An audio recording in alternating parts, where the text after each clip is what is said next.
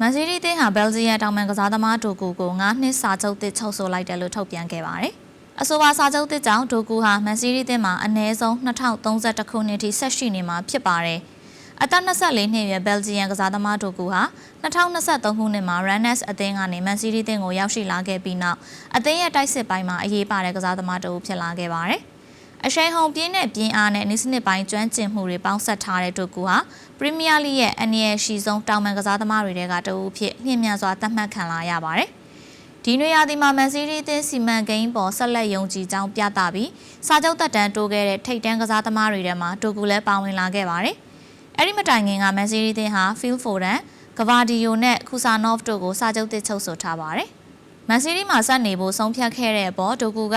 အခုချိန်ထိမန်စီးတီးမှာရှိနေရတာကိုကျွန်တော်အရန်နှစ်သက်ပါတယ်။ဒီမှာဆက်ပြီးကစားမဲ့အခွင့်အရေးရတာကအရန်ကောင်းတဲ့ခံစားချက်ပါ။ဒီကလပ်ကကျွန်တော်အတွက်အရန်အတိတ်ပဲရှိပါတယ်။ကစားသမားတစ်ယောက်အနေနဲ့ဒါမှကလူတစ်ယောက်အနေနဲ့ပါကျွန်တော်တိုးတက်လာခဲ့ပါတယ်။ဒီမှာအခြေကျနေပြီလို့ခံစားရပြီးအသင်းကစားသမားတွေရဲ့စ조사အားထုတ်မှုကြောင့်လည်းနေတိုင်းပိုကောင်းလာတယ်လို့ခံစားရပါတယ်။ကစားသမားတွေအတွက်ဒီအသင်းကဘလောက်ထိအထောက်အကူပြုပေးတယ်ဆိုတာစကားလုံးတွေနဲ့ရှင်းပြဖို့တောင်ခက်ပါတယ်လို့ပြောကြားခဲ့ပါတယ်။